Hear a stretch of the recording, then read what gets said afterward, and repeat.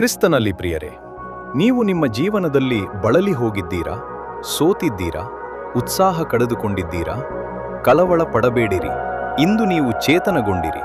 ಕ್ರಿಸ್ತನು ನಿಮ್ಮಿಗಾಗಿ ಶಿಲುಬೆಯಲ್ಲಿ ಎಲ್ಲಾ ಪಾಪಗಳನ್ನು ಮತ್ತು ಶಾಪಗಳನ್ನು ಮುರಿದು ಹಾಕಿದ್ದಾನೆ. ಜಯಮಾಲೆಯನ್ನು ನಿಮಗೆ ನೀಡಲು ಸಿದ್ಧನಾಗಿದ್ದಾನೆ. ಆತನಿಗೆ ನಿಮ್ಮನ್ನು ತಗ್ಗಿಸಿ ಒಪ್ಪಿಸಿಕೊಡಿರಿ. ಆಮೇನ್. ಇಂದಿನ ಧ್ಯಾನಕ್ಕೆ ಆಧಾರವಾಗಿ ಚೇತನಗೊಂಡಿರು ಎಂಬ ವಾಕ್ಯವನ್ನು ಧ್ಯಾನಿಸೋಣ. ನಿನ್ನ ಮಗನಾದ ಯೋಸೇಫನು ಬಂದನೆಂದು ಯಾಕೋಬನಿಗೆ ಒಬ್ಬನು ತಿಳಿಸಲು ಅವನು ಚೇತರಿಸಿಕೊಂಡು ಮಂಚದ ಮೇಲೆ ಕೂತುಕೊಂಡನು. ಆದಿಕಾಂಡ 48:2. ಜೀವಜಲವೇ ನನ್ನ ದೇವರಾತ್ಮನೇ, ಜೀವನದಿಯೇ ನನ್ನೊಳ್ ಉಕ್ಕಿ ಉಕ್ಕಿ ಬಾ. ಜೀವಜಲವೇ ನನ್ನ ದೇವರಾತ್ಮನೇ, ಜೀವನದಿಯೇ ನನ್ನೊಳ್ ಉಕ್ಕಿ ಉಕ್ಕಿ ಬಾ. ಆಶೀರ್ವದಿಸು ನನ್ ಪ್ರಿಯ ಕರ್ತನೇ, ಆಶೀರ್ವದಿಸು ನನ್ ಪ್ರಿಯ ಕರ್ತನೇ. ಆತ್ಮನವರವ ನನಗೆ ದಯಪಾಲಿಸು, ಆತ್ಮನವರವ ನನಗೆ ದಯಪಾಲಿಸು. ಜೀವಜಲವೇ ನನ್ನ ದೇವರಾತ್ಮನೇ, ಜೀವನದಿಯೇ ನನ್ನೊಳ್ ಉಕ್ಕಿ ಉಕ್ಕಿ ಬಾ. ಜೀವಜಲವೇ ನನ್ನ ದೇವರಾತ್ಮನೇ, ಜೀವನದಿಯೇ ನನ್ನೊಳ್ ಉಕ್ಕಿ ಉಕ್ಕಿ ಬಾ.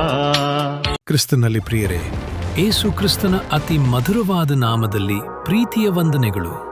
ದೇವರ ವಾಕ್ಯವನ್ನು ದೈನಂದಿನ ಜೀವನದ ಅಂಗವಾಗಿಸಲು ಇಂದೇ ನಮ್ಮೊಂದಿಗೆ ಭಾಗಿಯಾಗಿರಿ. ನಮ್ಮ ಯೂಟ್ಯೂಬ್ ಚಾನೆಲ್ಗೆ ಸಬ್ಸ್ಕ್ರೈಬ್ ಮಾಡಿರಿ, ಸ್ನೇಹಿತರೊಂದಿಗೆ ಹಂಚಿಕೊಳ್ಳಿರಿ. ಚೇತನಗೊಂಡಿರು. ಯಾಕೋಬನು ಮುಪ್ಪಡರಿ ಮಾಗಿದ ಹಣ್ಣಿನಂತಾದನು. ಬಲಹೀನನಾಗಿದ್ದ ತನ್ನ ತಂದೆಯನ್ನು ನೋಡಲು ಯೋಸೇಫನು ತನ್ನ ಮಕ್ಕಳಾದ ಮನಾಸೆ ಮತ್ತು ಎಫ್ರಾಯಿಮ್ರೊಂದಿಗೆ ಬಂದನು. ಯೋಸೇಫನು ಬಂದಿದ್ದಾನೆ ಎಂಬ ಸುದ್ದಿ ಯಾಕೋಬನನ್ನು ಚೇತನಗೊಳಿಸಿತು. ಆಗ ಇಸ್ರಾಯೇಲನು ತನ್ನನ್ನು ದೃಢಪಡಿಸಿಕೊಂಡು ಮಂಚದ ಮೇಲೆ ಕೂತುಕೊಂಡನು.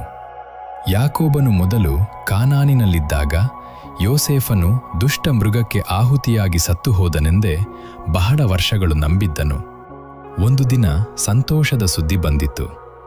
ಯೋಸೇಫನು ಬದುಕಿರುವನೆಂದು, ಅವನು ಐಗುಪ್ತ್ಯಕ್ಕೆಲ್ಲ ಸರ್ವಾಧಿಕಾರಿಯಾಗಿರುವನೆಂಬುದೇ ಆ ಸುದ್ದಿ. ಯೋಸೇಫನ ಕಡೆಯಿಂದ ಬಂದ ರಥಗಳನ್ನು ನೋಡಿ ಇಸ್ರಾಯೇಲನೆನಿಸಿಕೊಳ್ಳುವ ಯಾಕೋಬನು ಚೇತರಿಸಿಕೊಂಡನು. ಇದರ ಕುರಿತು ಆದಿಕಾಂಡ 45:26-27 ಓದುತ್ತವೆ. ಕಾಲ ಕಳೆದ ನಂತರ ಈಗ ಐಗುಪ್ತ ದೇಶದಲ್ಲಿ ಯೋಸೇಫನ ಪರಾಂಬರಿಕೆಯಲ್ಲಿ ಯಾಕೋಬನು ಇರುವನು. ಯೋಸೇಫನನ್ನು ಕಂಡ ಕೂಡಲೇ ಸಂತೋಷವೂ ಉತ್ಸಾಹವೂ ಅವನೊಳಗೆ ತುಂಬಿತು. ಇಂದು ಯೇಸುವೆನು ಎನ್ನುವ ನಾಮ ನಮ್ಮನ್ನು ಅಧಿಕವಾಗಿ ಚೇತನಗೊಳಿಸುವುದು, ಆತ್ಮದಲ್ಲಿ ಬಲಗೊಳ್ಳುವಂತೆ ಮಾಡುವುದು. ಜೇನಿನ ರುಚಿಗಿಂತಲೂ ಯೇಸುವಿನ ನಾಮ ದಿವ್ಯ ಮಧುರವಾದದ್ದು ಎಂದು ನಾವು ಪುರಾತನ ಹಾಡನ್ನು ಹಾಡುವೆವು. ಆತನ ನಾಮ ಪರಿಮಳ ತೈಲದಂತೆ ಸುವಾಸನೆಯುಳ್ಳದ್ದು. ಆತನ ನಾಮ ಗಿಲ್ಯಾದಿನ ಉಣ್ಣೆಯಂತೆ ನಯವಾಗಿದೆ. ಒಮ್ಮೆ ತಾಯಿ ತೆರೆಸಾರವರು ಅಕ್ಕಪಕ್ಕದಲ್ಲಿ ಯಾರೂ ಗಮನಿಸದೇ ಇರುವಂತಹ ಮರಣಾವಸ್ಥೆಯಲ್ಲಿ ಬಿದ್ದಿರುವ ಮುದುಕನನ್ನು ತನ್ನ ಕರುಣೆಯ ಮನೆಗೆ ಕರೆದುಕೊಂಡು ಬಂದು ಉಪಚರಿಸುವರು. ಅಲ್ಲಿ ಬಂದ ತಕ್ಷಣ ಅವರಿಗೆ ಮೊದಲು ಯೇಸು ಎಂಬ ನಾಮವನ್ನು ಕಿವಿಯಲ್ಲಿ ಪದೇ ಪದೇ ಹೇಳುತ್ತಲೇ ಇರುವರು.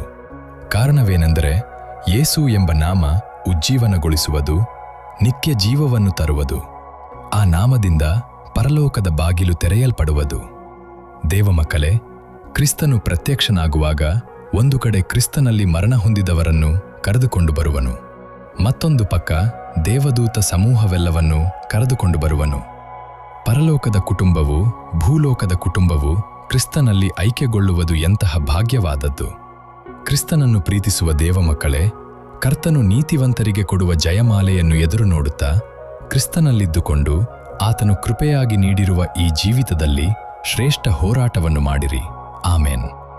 ನೆನಪಿಗೆ, ಥೆಸಲೋನಿಕದವರಿಗೆ ಬರೆದ ಮೊದಲನೆಯ ಪತ್ರಿಕೆ 4:16. ಕರ್ತನು ತಾನೇ ಆಜ್ಞಾಘೋಷದೊಡನೆಯೂ ಪ್ರಧಾನ ದೂತನ ಶಬ್ದದೊಡನೆಯೂ ದೇವವರ ತುತೂರಿ ಧ್ವನಿಯೊಡನೆಯೂ ಆಕಾಶದಿಂದ ಇಳಿದು ಬರುವನು. ಆಗ ಕ್ರಿಸ್ತನಲ್ಲಿರುವ ಸತ್ತವರು ಮೊದಲು ಎದ್ದು ಬರುವರು.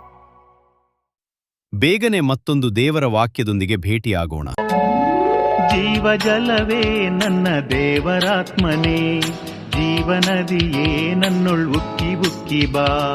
ಜೀವಜಲವೇ ನನ್ನ ದೇವರಾತ್ಮನೇ, ಜೀವನದಿಯೇ ನನ್ನೊಳ್ ಉಕ್ಕಿ ಉಕ್ಕಿ ಬಾ. ಆಶೀರ್ವದಿಸು ನನ್ ಪ್ರಿಯ ಕರ್ತನೇ, ಆಶೀರ್ವದಿಸು ನನ್ ಪ್ರಿಯ ಕರ್ತನೇ. ಆತ್ಮನವರವ ನನಗೆ ದಯಪಾಲಿಸು, ಆತ್ಮನವರವ ನನಗೆ ದಯಪಾಲಿಸು. ಜೀವಜಲವೇ ನನ್ನ ದೇವರಾತ್ಮನೇ, ಜೀವನದಿಯೇ ನನ್ನೊಳ್ ಉಕ್ಕಿ ಉಕ್ಕಿ ಬಾ. ಜೀವಜಲವೇ ನನ್ನ ದೇವರಾತ್ಮನೇ, ಜೀವನದಿಯೇ ನನ್ನೊಳ್ ಉಕ್ಕಿ ಉಕ್ಕಿ ಬಾ.